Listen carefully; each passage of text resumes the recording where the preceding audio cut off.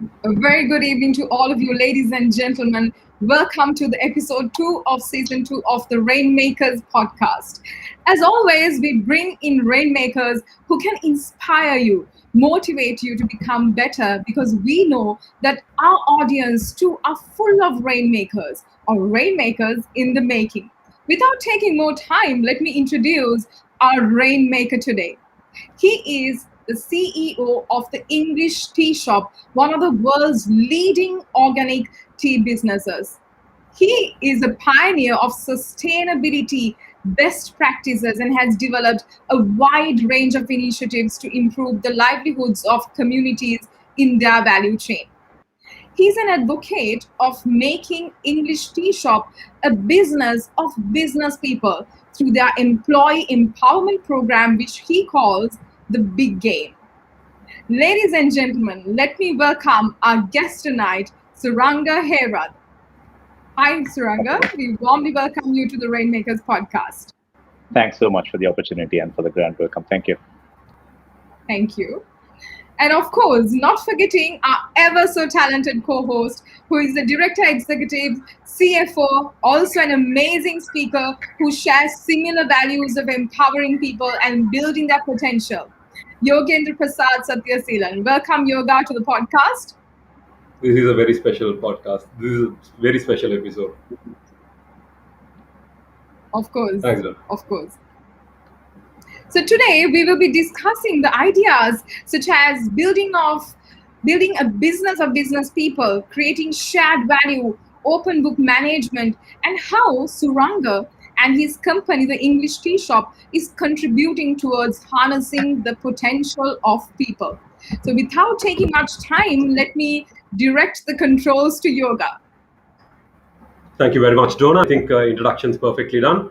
I guess by now everybody knows who I am, so I'm sure we could cut down on our introductions. Here is a company. English Tea Shop Organic is a company that has done exceptionally well, but has also managed to fly under the radar of most of us. The company won the prestigious 2020 All Stars Award for the Open Book Management approach from the Great Game of Business, and also the Queen's Award for Enterprise Sustainable Development in 2020. Suranga is somebody from whom most of us have learned how these practices come into life in a podcast season where we are talking about harnessing the potential of people. Suranga, it's a pleasure to have you here. And the first question is, what is the journey thus far? What is the journey? How far have you come? How did this happen? And let us know in greater detail, if possible, the journey that you have had. Thanks, Yoga. Thanks for the opportunity. I'll probably spend about 10 minutes going through a few slides to set this conversation up by introducing the business and how we kind of got there. So if you can very kindly share that PowerPoint.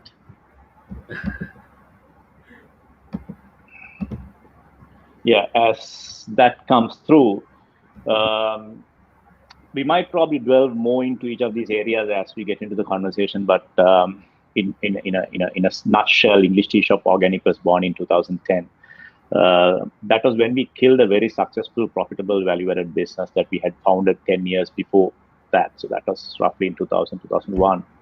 The one big reason was that we were no different to many of the other value-added exporters out of Sri Lanka, and our experience during that formative period, the 9-year period, told us that to differentiate, I think we had a multitude of issues, but I think the center of all that was we couldn't really answer two questions. One is, how do we be exclusive in our offering when we are working off a commonly shared auction platform? Now, don't get me wrong, please, because this 140-year-old world-class auction system, up to date, I have fullest respect for that system. But my question was more about how do you be exclusive in that kind of a platform? And the other thing is, we, during the first 9 years of business, we were predominantly in markets where Ceylon tea was relatively less known. Markets like US and predominantly the mainland Europe. And in these markets, people were very sensitive to how we were looking after the people at the bottom of the pyramid. And I didn't really understand as to how we could frame our industry and its position and our people in a positive manner. So these two things led to us thinking very differently and moving out of the auction system. And I guess the big aha moment was when someone mentioned that the only way you could bypass the Sri Lankan auction system and still be in tea is when you go organic. So while most people would be in organic duties in either agriculture or in marketing, here is one company who went organic just because we wanted to bypass the auction and bypass the archaic regulations. And that's exactly what we did in 2010. And we were founded on the principles of creating shared value, which a concept that we will build on as we go on. So if you can move on to the next slide, please, Yoga. Yeah. Don't bother too much about all the jargon here. I'm sure Yoga will be happy to share with you the presentation, after the talk if you want to. But what was behind that inspiration? We were very customer centric. That's something that I want to stress on, because a lot of things that happen out of Sri Lanka happen out of a very product centric thinking, because we take pride in our products and in our country, in our ecosystem, in our people, which is great. But then I want to stress the fact that English Tea Shop's inspiration came from outside. And then we used the skills and capabilities and the natural beauty of the country to match that. So very quickly, what we saw was an evolution of a mindful consumer in these markets that were not predominantly, a Ceylon tea sort of markets. Youngish, middle class, ethically minded, people who were emotionally driven, and people who were leaning on to things like provenance, transparency, sustainability in a big way. And then they were demanding a well-being led lifestyle, but yet commanding exclusive choices, food choices specifically, and also was very concerned about the conscience on the entire value chain, and they wanted to have everything without a burden on their conscience. So that was like how we saw this modern consumer coming off. And the second thing was when I think the market realized the emergence of this modern consumer, trade channels also started differentiating and moving out of the mainstream. A new class, a new breed of channels established themselves, moved out of mainstream, low-end supermarkets, groceries, and discounters, and started listing brands that ticked the sustainability boxes, as we call them now. All sorts of things that they believed were, looked for by these mindful consumers. Things like going ecological, organic, plastic-free, carbon neutral, and all sorts of things. And then the really smart brands that saw this happening married environmental goals, for example, in their strategies, and started driving down their costs. So for the first time in our lives, we saw brands that were becoming more sustainable, but yet more competitive. And they were adding on to their competitive advantage while driving costs down. And what we now know as IR 4.0 was also kind of emerging at that time. The new digital, framework, which I believe was very more kinder to humans than the previous, revolutions, where technology platforms that was based on community models, which promoted innovating and evolving together as communities, which was a massive inspiration to us. In a sense, a convergence of physical, biological, and digital spheres in a way that was kinder to humans. And the fourth point, I think we lost the presentation, but I don't think that will affect what I'm going to say. So the fourth point was when you looked at all these things happening and then looked at opportunities, what we saw was these brands that were going behind sustainability were not passing significant value upstream to our producers. And most of these brands were owned by overseas, brand owners. So, naturally, they were more concerned about building their brands than building people. So that is where I think the question was. And, when we moved out of the auction system and, went organic, that was primarily to showcase that we could build people better. And of course, there was a case in the market for that.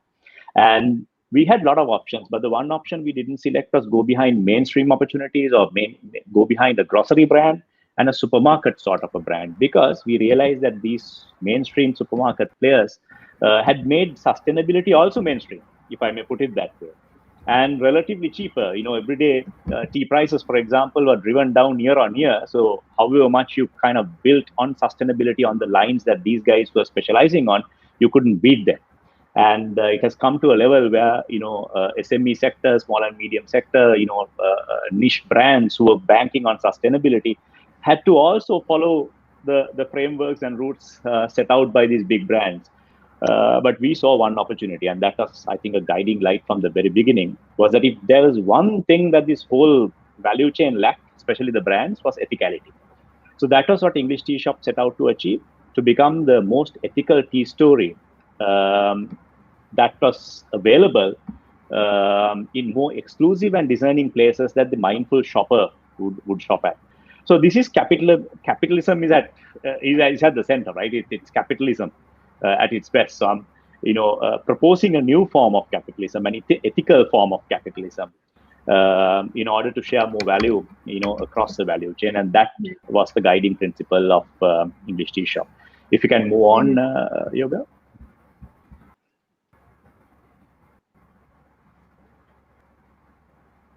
Yeah, so again, I'm going to rush through this. We believe that our philosophy is called Prajava, the singular word to mean community, but we use that in a slightly twisted manner to showcase the power of people. And I think it matches with today's topic that we are talking of. So what I'm proposing here is we have two different virtuous cycles of building organic farmers and building our own people. And I'm sure we are going to dwell deep into both these aspects as we go on. For now, I will just say that the business is all about bringing love and prosperity through community, in the way we develop our own farmers, or develop our own people, and develop small organic farms. If you can move on, Yoga, please. So the one thing English Tea Shop has achieved in a significantly different manner at our own scale is that we have presence in about 55 countries, roughly about 25,000 storefronts. The one thing that, it's not the number that matters, but if you see our positioning and channels, you would see that these are countries, channels, positions that Sri Lanka has historically struggled in, and that is the one main thing that differentiates us in the marketplace. You would see us in places where Sri Lankan brands have historically not been able to position themselves. And with that, I think we should move to the discussion. I think I have a last slide which says love and prosperity to the community. Yeah. That's it, Yoga. All right, fabulous. I think that gives us an amazing platform for us to build upon our questions and our discussions. Thank you very much, Suranga, for that. I know it's a long, successful story which cannot be told in about 10 minutes, but thank you very much for trying and making it so beautiful. Donna? Yeah, of course. So as I was glued into the presentation, there are a few questions that really came to my head. So let me just start with this. So they say, don't trouble till trouble troubles you. But from the beginning, you seem to be somebody who has actively ventured into troubled waters. And you decided to close down a very successful tea company to start the journey of the English Tea Shop. So what was the thought process behind this decision, Suranga? I think you hit the nail on the head, because I think the whole founding principle, let me try and get this right, was troubling trouble before trouble troubled us. I hope I got it right. Yes. So that was the principle. And I think the one thing that our team agrees unhesitantly or without any divergence is the fact that we've made our business model one of the most complex models by choice. And we've done business in the most difficult of manners, but for very valid reasons. So I think you hit the nail on the head. We've kind of realized that by now that the model that we built, I think even conglomerates, multinationals might struggle to run the business the way we run it. Yeah. I don't know whether I answered that question, but that really resonates with what we do and how we do business. Of course, and we are really looking forward to hear more things about how you're doing this, because if the big companies are finding it challenging, you should be having some secret behind all these smooth flow. So let's see how it goes. Yoga? Excellent. So Ranga, one thing that we see in the world and that we have heard people talk about is the rise of organization with a purpose. So many organizations in the world have moved towards having a purpose, and though the purpose is driving their growth, their direction, their success. What is the driving force? What is the purpose with which English Tea Shop operates? I think it's very true. But I think now it's a very popular word, I guess. If you look at the last 10-15 years, purposeful brands and purposeful corporates are like very common. But I think there is still a wide gap out there, because the one thing that I see very commonly is the fact that purposes are very common, and that doesn't help you create unique strategies. So when your kind of why is common, as put very aptly by Simon Sinek, one of our I think your inspiration as well, yoga, and mine as well, is that a lot of people make that common mistake of making common purposes or making out common purposes. So that's something that we set out to challenge. And as I explained at the beginning, there were two main things that we were kind of setting out to achieve. Having the market in mind, knowing where the consumer was moving and how the trade channels were kind of responding to it. Our bigger purpose was not really connected to market. Our bigger purpose was building people up, because we knew that the market was demanding that. So we were very simply focused on building the Sri Lankan agriculture, platform, and build farming, build people, and to showcase that a brand could really connect to the grassroots and help people, achieve profitable businesses. It was not about looking after people, but it was making that business sustainable. And then on the other hand, while that was the first ambition, very soon, within a couple of years of launching English Tea Shop, we realized that when you have that kind of a very unique purpose, you got to run the business differently as well. So that is when we, went open book and thought we'll convert ourselves to a business of business. So if you ask me now, the guiding light for the business is to leave a legacy successioning model, because we've got the value chain hooked up together, and now it's about proving through what we started as a very simple concept of open book management and how we got matured. I think we as founders would like to see our business leading on to becoming an almost a cooperative style business owned by employees, run by themselves, when we kind of slowly move out of the business. So that's like the overarching purpose. While building the value chain, how do you use capitalism in a way where you bring more value to everyone, and then leave this business in the hands of our people? We have heard Michael Porter speak about ethical capitalism and how capitalism is a force for good and all of that. And then I think so that was the starting point for you to build this organization. Would I be correct in saying that? By and large, yes. I think Michael Porter and Mark Kramer, they were both my tutors as well at Harvard. So that also made a huge influence. And their concept of creating shared value was one of the biggest inspirations. But I think we kind of coupled many different concepts. Simon Sinek's teachings on starting with why, Michael Porter and Mark Kramer's teaching on creating shared value, and also Jack Stack's teachings on great game of business, and then quite a lot of other models that we kind of put together in creating our own unique sort of approach. Because creating shared value in a nutshell is looking at sustainability in a very different way, bringing sustainability to the epicenter of your business, epicenter of strategy. Because sustainability, as I said, is too mainstream today, and it's very misleading. Correct. Bits and pieces of going organic, going eco-friendly, going plastic-free, going carbon neutral, sharing 10% of profit.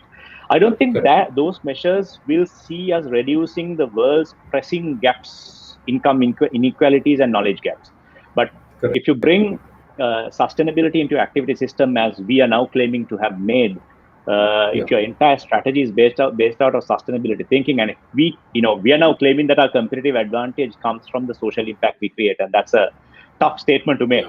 And that is the logic of creating shared value, to prove that every activity in the organization is, arranged in a capitalist model, but in a way that has ethicality built, at the core of things, so that as you make money, you're not sharing money, you make money together. So it's not about sharing already created wealth. It's finding an activity system to create more wealth, and then obviously sharing it better. So you make the pie bigger by bringing social impact to the epicenter of things, and then create more wealth by working across the value chain. Fantastic. It's a very difficult concept that you explained it so well. Just before we move on to the next question, Suranga, I just wanted to know, we also live at a time when whatever we celebrate becomes our norm. Now people celebrate CSR achievements like 10% of our profit goes to here. What are your thoughts on it? Nothing wrong with it, but then this could also, Definitely whenever not. somebody comes and speaks about creating shared value and all these good things that the organizations could do, and ethical capitalism and how capitalism could help, people's immediate thoughts nowadays is that what is the gain for this person? Hmm. What is the screen? Like, what is the person or the company trying to do that they don't show us? How do we build trust? How do we build trust in an environment like that? That's a terrific I'm question sure you would because have faced this.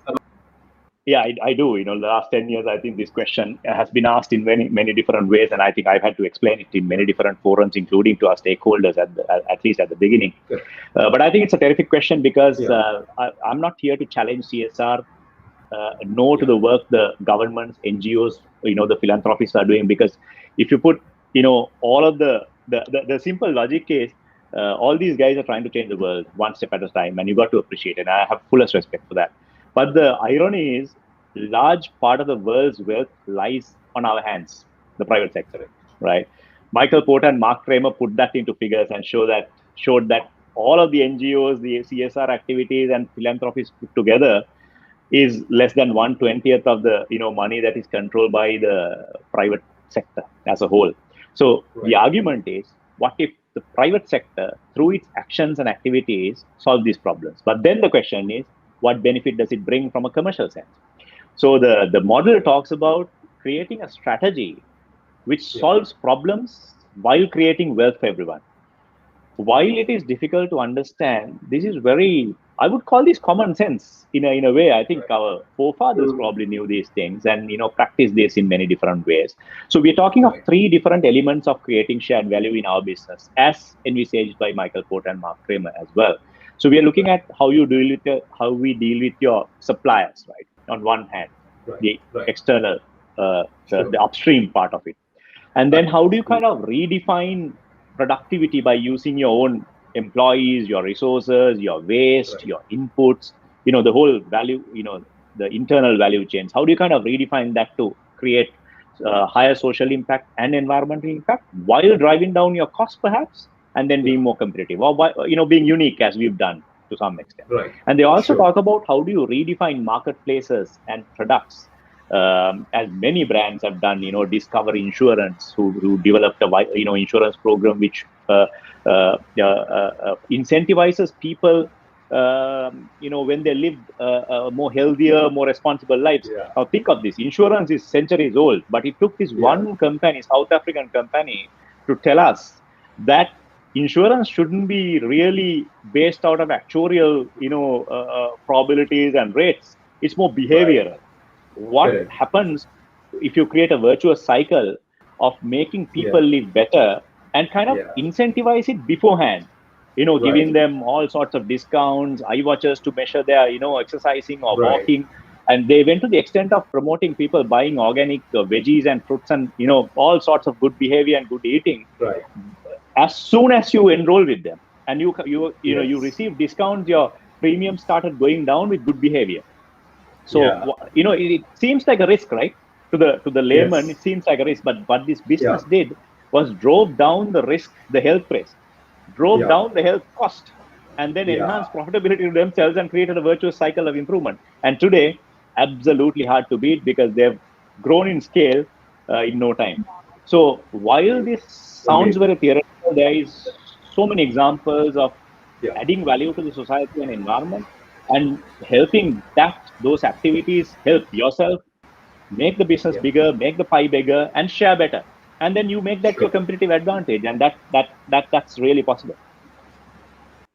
Fantastic. I think that was a superb example. I love that example. And for an insurance company to say, we will not increase your premium because your health risk is high, but no, go and exercise or walk or eat healthy or eat organic and then come back and reduce. And we will pay you Yeah. for, compensate you for, reward you for doing better. Amazing, amazing, truly amazing. Donna, we have been talking about a lot of concepts that are really borderline, very difficult to understand, which are being discussed in a way that is understandable. I think it's time for us to take a break and have fun a little bit and then come back. How about Of starting the course. rapid fire round? Of I course. don't like the sound of it. Suranga, are you ready? The Karan Johar moment, is it? Is it? I've never done this. Yes, this is a Karan Johar moment. So much, yeah. Okay. Right. So the first question to you is: are you a coffee person or a tea guy? Diplomatic answer would be pretty obvious, but I have to be honest here, and that's one thing I try doing all the time. Yeah. I think coffee and tea, I love them equally. There is Right. no one preference over the other, though my life is built around tea. I start the day with a English Yeah. breakfast with milk, and then between 7 to 11, it's about 3 cups of coffee. I'm hoping doctors are not listening to this because I'm an addict of coffee and tea.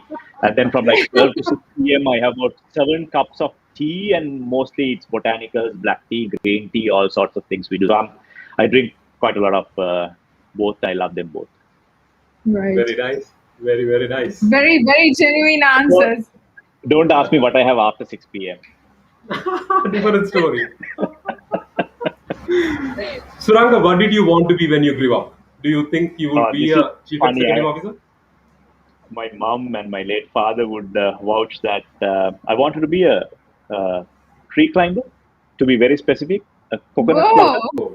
Yeah, so my mom would say this, every time when someone asked this question, because that was the most amazing job that I saw. Because we spent our school holidays in my father's village in Veyangoda. It was a proper village, and this is like the most amazing, job that I saw when I was small, and people climbing, very tall coconut trees with hardly any support. And I have been telling for years that I want to be that. So I didn't drop that far because I'm now projecting myself as a tea and a botanical speaker. And you're also climbing, so it works, I guess. Yeah, there are some similarities. Most Suranga, what used is app your... on Hmm. WhatsApp by a mile. WhatsApp by like hour Nice. or so more than the second place. Yeah. Yeah. Right. Who do Who do you you admire admire the most and why? Okay, that's a tough one because I've had a lot of inspirations from the very early days, from my parents to my very unique school to my mentors, teachers, supervisors, colleagues, and so on and so forth, and my family, my wife and kids. I think I'll answer this in the current context. Right now, if you look at the last 16, 17 months, or 14 odd months since the advent of COVID, every little thing inspires me. Every person inspires me. So Wow. starting from my home to my company to my people there to the larger environment, I'm trying to learn from all, because it's a dynamic world we live in. I think we can't be static in our framework, so it needs to be evolving. So my inspirations kind of keep evolving as well, I guess. Fantastic. Super. Solid answer. These are very Best way interesting. to run a meeting. Okay, so yeah, so you start on time, end on time, and you probably share an agenda in advance. But very recently, as recently as last week, we trialed a different concept. We trialed, if you heard of Edward de Bono, his teachings on 6 thinking hats is an amazing model to follow. Yeah. 6 thinking hats, and I think it answered a big gap in our own enterprise, where we kind of had specialists for certain things when we ran meetings, and we would immediately turn to that person when we wanted a critical thinking assistance or something like that. This model talks about everyone wearing 6 different hats in sequence. So everyone looking to be creative, everyone looking to be pessimistic when it comes to the negative side of things, everyone trying to be wearing the green hat of optimism, everyone trying to wear the red hat of gut feel, So it kind of, Yeah. it was one of the most amazing learnings of how to run a meeting, and that's a huge inspiration. That's very nice. The second time I heard it, very interesting. This is the first time I hear that it's implemented somewhere. Great. This is an The interesting first question car too. you ever owned. Okay, now this is my pretentious moment. So it was a company given car, which was a Subaru Impreza, which within about a year, less than a year, I modified it. I put a WRX body kit on it, the silver color car. And I pretended that I was driving a racing car. It was auto. Yeah. The only thing I didn't have was a beat silencer because I hated disturbing others. But I pretended that I was driving a racing car, and that was my first car. It was a company provided car. Very nice. Very Very nice. nice. Excellent. After your smartphone, what's the one gadget you can't live without? Oh, the laptop again, very clear. Nothing else comes Yeah. close. Clear winner. Excellent. Yeah. Guilty as charged. What was the toughest period of your career? Okay, I look back at that and consider that as the best period. But I think when you look back at it, I wish other people would not have to go through that same agony that I went through. It was not agony as such, but I think probably frame it differently today. So this was the period post A level. I joined Bogantala Plantations, and I was a full-time employee, and I had a lot of scope. From the day one, I was like absolutely busy, and within a couple of months, I was selected to the University of Colombo to follow a BBA course as a full-time student. And then SEMA Right. UK, and SEMA UK was a big thing then, right? It was like pretty Yeah, tough. sure. So imagine me, Oh, and then I didn't have a boarding place in Colombo because I'm from Kandy, and my father had this house in Veyangoda, which was deserted. And I was living alone in Veyangoda, almost alone. Had cousins and relatives who were supporting me. And then starting the day at like 5 o'clock in the morning, coming to office, working. So imagine a person working full time in a very very stressed out job, and also that same person being a full time student of the University of Colombo following the BBA, and then spending the entire weekend of Saturday and Sunday traveling all 7 days from Veyangoda. So you start at like 4:30 in a train, and then 11 o'clock every day. 7 days I would go home at 11 o'clock. So that went on for years and years. And when I think back, I can't imagine how I progressed on both the fronts, in the business or in the company as well as the university. I completed both. The one thing I had to sacrifice was merits and all that in the university, because I had to cut a lot of lectures and had to cut a lot of exams. So I'm asking not to follow me. It's a bad example, but this is my honest take. I progressed both the uni and the business, and then when I look back, people said uni life was great, and then my office colleague said, we have fun every evening. I didn't have any fun at both ends, but I managed to complete both at the same time, and SEMA as well. By in 3-4 years, it was all done. Hardest part of my life. fantastic. But then I think that laid the foundation for everything that is today. Amazing. Yeah, so you could imagine by 3rd, 4th year how I went to uni as a senior employee. Yeah, that's right. That's right. Definitely. Suranga, what is one attribute that every good team member should have?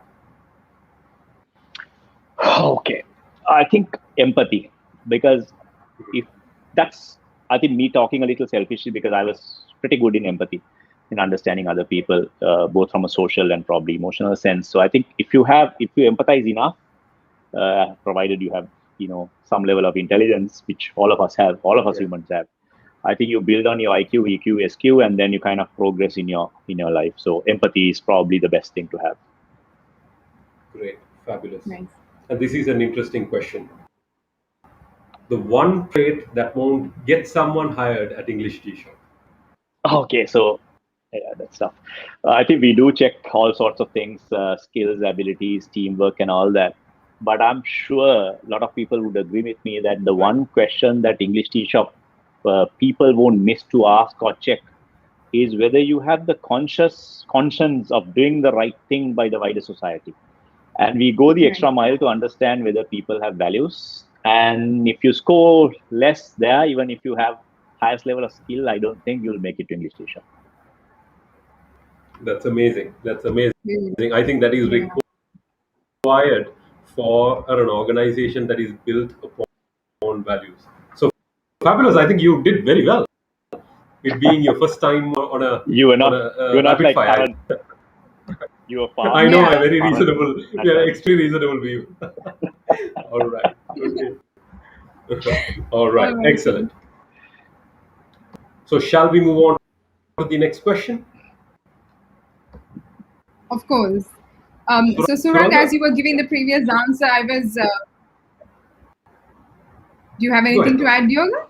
No, perfectly Okay. okay. Right after So this. Yeah. as you were giving the previous answer, I was very much like impressed about how in a world where, as you said, the purpose is mostly we see it on theory and just of course, and it's an overused word in the contemporary context, and also we see that there is a voice amongst the common man that we should not allow privatization, and it is anyway seem to be a word of bad guy. So amazingly you explained about ethical capitalism, which I was very much glued into, and which really makes me to ask you this question, that is sustainability is woven into the fabric of English tea shop, such as soil association, fair trade, small farmers pay premium. So all of these initiatives seem like they could pull you back and slow down your growth. So why do it?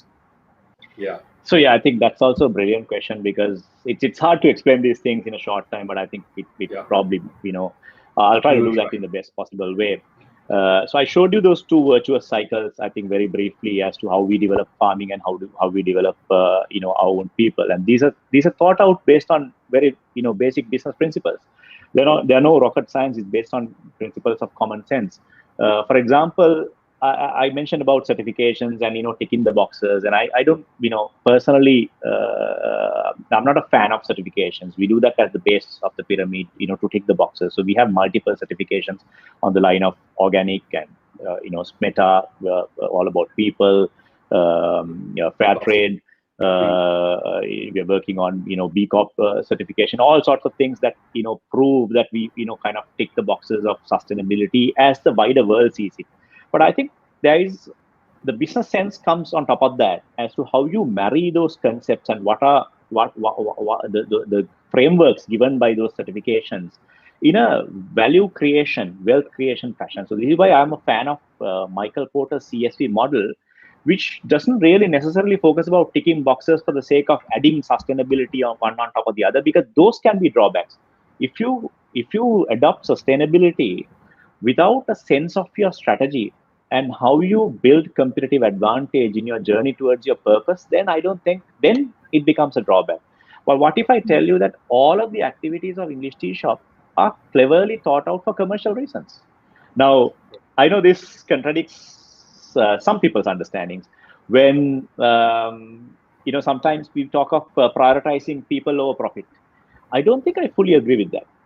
I think we drive businesses for people, and then these two are working together in harmony. And I think without profit, there won't be people. That's my very basic understanding. And how do you kind of prove it Yeah. now? Those two virtuous cycles are connected to a wider set of KPIs, ambitions, goals, which our team is really focused on. So there, scorecards, I think we probably will get into open book management at some later point where I will develop on this further. But for now, let Yeah. me tell you that all of these activities are measured in a commercial sense. So if I talk about the time spent on organic farms, for example, if I spend about the investments we have made, training we've provided, the grants we've given, the donations we've given, they're all not donations and grants and charities. They're all done in a way. The only thing is we don't commit them to us. We do that knowing very well that their business will improve, their competitive advantage will improve, their profitability will improve. So that's the big thing. We want our farmer profitability to grow. And for that, we have a series of metrics that we measure: farmer income levels, to livelihood, to yields, to harvest, to all sorts of things over the last 10 years. It's, we want them to be proper, clever, successful business people. If that doesn't happen, we don't succeed. So we've created the virtuous cycle where if our farmers are failing, we fail.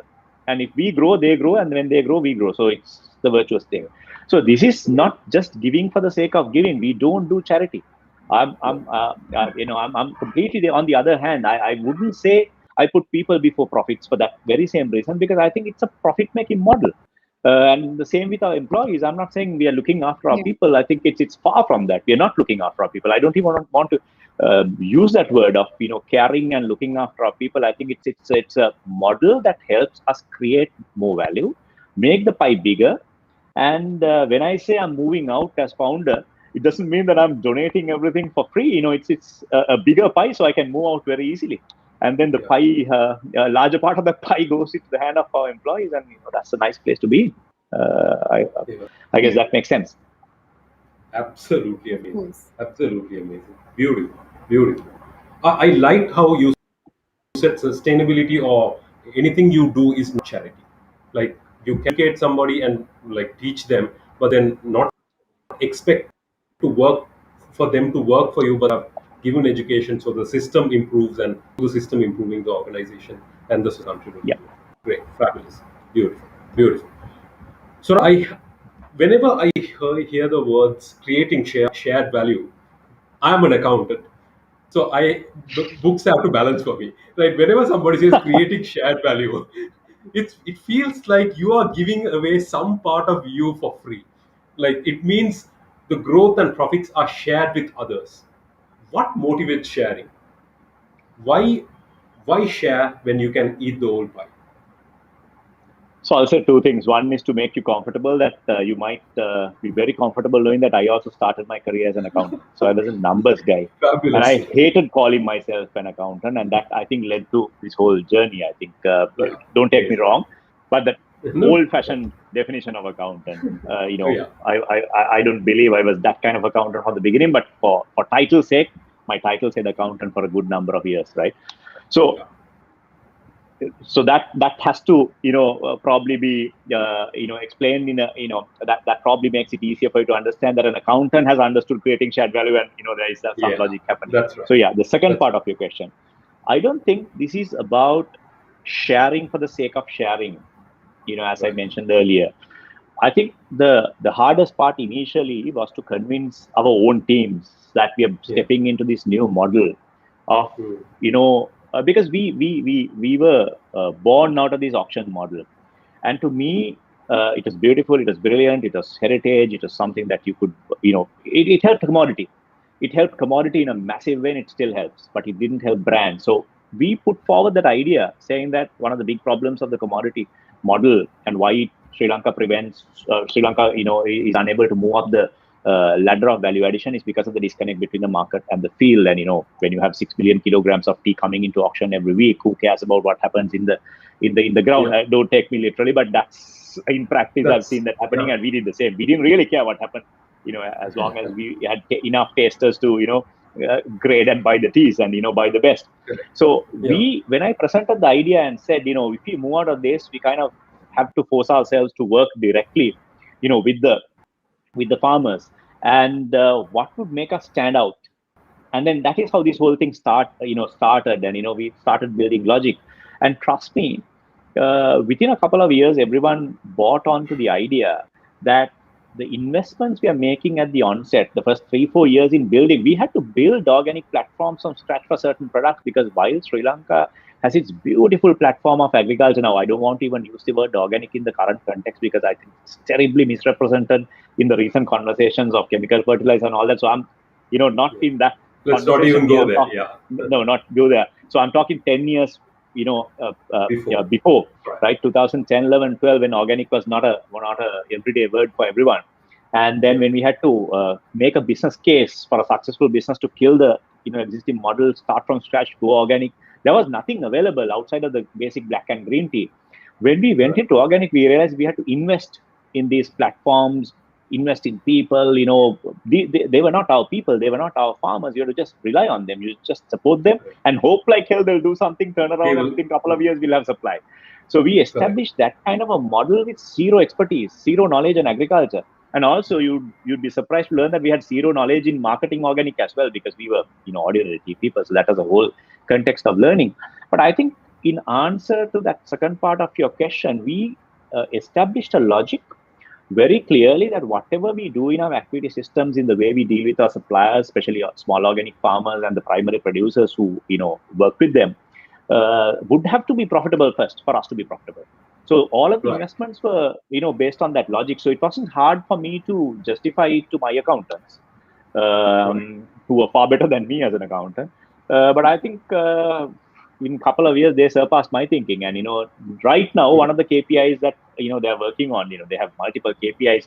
You'll be surprised to learn in COVID, in this obstacle period, in this very challenging period, one small team is working towards improving our cash flow cycle. Now you are an accountant, you'll understand this, while paying suppliers better year on year. Now how does that even work? Wow. So what I'm telling you is, this is all business. This is not charity, right? So every little KPI we have is quite a surprise, and it has worked in a surprising manner. Yeah, it is a difficult task to explain to people, to make people motivated, inspired, and then also to go out and tell them, and then to bring people together. I think you have done a splendid job there. If you're a typical accountant, how do you improve your cash flow cycle? Collect debt from customers early and pay suppliers late. So we twist them out. Yes. We give our customers longer time because we have to. It's COVID times. And then don't ask me how we've achieved better cash flow cycle. I think I probably will prove or at least try to evidence when we talk about open book management and how knowledge sets out seemingly impossible things becomes achievable. I think that this is the perfect transition for open book management. Yeah. Shall we talk about that, Donna? Yeah. Of course. My question is, Suranga, if it is not legally required, they don't share the financial statements, even with the authorities. So why then open the books voluntarily? Why? I think at the onset, as a principle, ethicality was always more important than legality. But ethicality was also part of that capitalist model. So it was not just doing for the sake of goodness of doing it for a reason. And I always want to stay on that core. And I think this I learned quite a lot from Jack Stack, the author of Great Game of Business, known as the modern father of open book management, because I had an accounting background, so I was very receptive to kind of figures, but still I didn't realize the massive gaping hole between open book reporting and open book management until I read Jack Stack's book. And when I read it for the first time in 2014 as a recommended reading during my course at Harvard, it immediately struck with me. I think the values were similar. His thinking was almost there, and we were kind of thinking, why we've gone all this distance, why didn't we think about this 10 years before? So it was a light bulb sort of a moment for us. So very simply put, businesses are defined, run, analyzed based on financial statements. I'm sure, Yoga, you would agree, right? And these financial statements are one of the oldest languages of the world as well, at least a good 500 years old. But it is surprising to me that most corporates, companies, whether big or small, doesn't really share financials in its full form and in the way that Jack Stack talks about open book management with majority of their people. And you ask people for great performance and KPIs and goals and ambitions without sharing the language of business. So if the business is judged and analyzed and grown on the basis of financial statements, it's a very, very weak position to be in if your people can't read and understand financial statements. So the first task for English T-Shop was to share the financials beyond the 3-4 people who had access to the group financials at that time. So it was a shameful thing for me.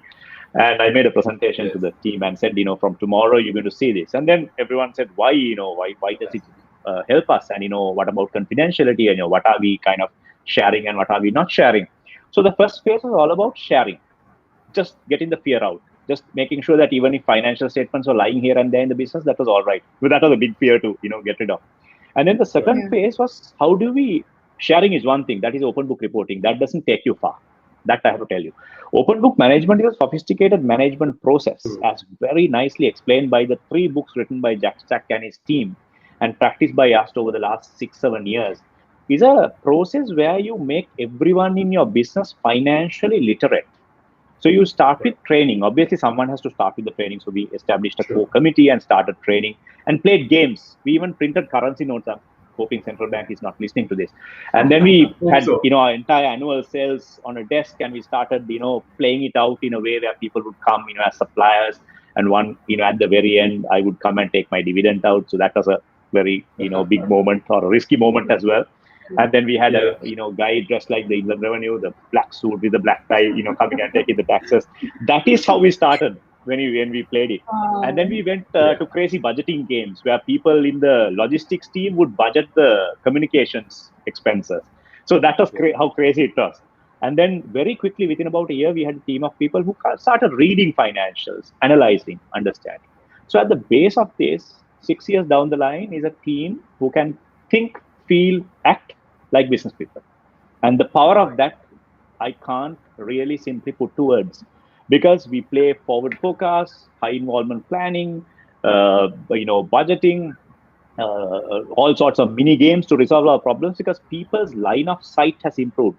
Line of sight meaning people do understand the work of their own and the work of their teams and the wider company. How does that really affect the outcome of the business? So the outcome part of it, the wealth creation part of it, as we put it in the great game community, becomes very clear. So I'm like today working with 300 CEOs, and I don't think there is lot many CEOs who have that fortune of having to depend on another 300 CEOs. And then that is the first bit. And then how do you really share the value? And wealth creation and getting people trained and understanding, that is one story. But how do you really make sense in the wealth sharing thing? How do you remove the shyness and fear of saying, if it's good to be done, it's not good to be told, right? So that's my principle. And then we started showing things. And then when people understand sharing, wealth creating and sharing in an equal level, running businesses are very, very easy. So all our KPIs, the bonuses, are very, very team based and open. It's all numbers based. It's very commercially driven, but it's very unique. And the one thing that we have achieved is, I guess, very clearly what we call as a business of business people, where people do read the business better than most of our competition and take decisions and empowered. So we claim that we have a crowdsourced strategy. That's something we proudly claim, because even our COVID time wouldn't have been the same if not for the way our people played and took us, the high involvement plans that all of us put together. We did 7 high involvement plans in April last year, defining our 7 different outcomes. And then we kind of settled down with 4 possible outcomes. And the least possible outcome was beaten by 2-3 times, because people took the whole burden onto themselves. From the very simple thing of being able to run the business for the last 14-15 months amidst COVID and curfew, we only probably shut the business for like 2 or 3 days at most. We ran even skeleton operations, and then all these decisions were taken right down to grassroots levels. Even our packers are decision makers, and they carry the weight, they carry the burden, because this burden they understand and they live with it. And even in the COVID, I think we are a tremendous success story, because what we saw as scenario 4, the worst case for COVID, was not a pretty sight, because our markets were closing down one after the other. And we were not a very online heavy business as well, because internationally we are more brick and mortar heavy. But then still, despite that, we had record performance, if I look back at the last 10 years. Not just profitability, but in many other ways. Congratulations, Suranga. Absolutely. Very happy. Thank you. Fantastic. Suranga, I think you spoke about business of business people. That's exactly where I would like to touch upon. English Tea Shop is one of the very rare Sri Lankan companies to introduce an employee share ownership plan. Almost 1/3 of the organization will now, by the end of this year, could be owned by employees. How would you describe the business of business people concept and this employee share ownership plan, where every employee becomes an owner? So even without the ESOP, we believe that we were a business of business people for the reasons I said before. And you were with us. I think that was probably the last event we had in a global scale, where we got down all our markets to come to Sri Lanka, spend 1 whole week, and you were also there. Played a big role in those 2 days, the first 2 days, where we launched the first part of the ESOP, which is to grant 15% of the shares, common shares of the business, to the trust, free of charge. And then obviously the plan was to continue on, and I think that's happening now. So by the end of this year, that shareholding will go up to 30% with no compensation paid by people. So it's free. and the founders are relieving themselves slowly, and also they will own 30% of the Sri Lankan business, 20% of the UK business, which is the headquarters for the distribution arm. I think it is just the icing on the cake. I look at it that way, and I think that's part of that legacy successioning plan that we have for people for the end. But we are creating we are creating all sorts of trust deeds, cooperative like management systems. It's just that while shareholding is still 15 going up to 30, I think in the way we work, it's almost a cooperative style operation already. And I think it's just I would say this is the icing on the cake for me personally as well, from an achievement perspective. Yeah. How many people can say that I shared and truly be happy, and to have created 300 owners by your own actions? Absolutely amazing. Absolutely amazing. Donna? Yeah, of course. So let me quickly move on to probably the last question that we have for the day. That is, words have power and behavior has even more. So, how does the leadership of English Tea Shop inspire words and, more importantly, the behavior within the organization, Suranga? One of my colleagues told me today morning, coincidentally, he had no idea that I was participating in this conference. He was at the, he's at a packer level. That what he has noticed in these companies, we uh, talk very less. We talk very less, and do a lot. And I think the leadership took that decision and went public. I think I've gone public years before saying that the one and only top-down thing in this business is going to be how ethical we are at the top. I said everything else is going to be crowdsourced. Everything else is mostly going to be bottom up. So if you ask me purpose, strategy, I think my team has beaten me in that now. And I think my challenge is to be ethical, be authentic, be disciplined from the top, even during this COVID period, because people have grown steadfast and been very big and audacious in their thinking of purpose and strategy. That it's a challenge for me to live up to them now. So I don't think I can go back on that promise in saying that the only top-down thing about English Tea Shop is the honesty, ethicality, and discipline that stems from top down, and everything else is kind of we get inspired from the bottom now. I hope I answered that question. Of course. I would like to ask one question before we move on. Donna, please, do you have? No. Please go ahead, Yoga. Please go ahead. So you talked about how words have power and behavior has even more strength to it.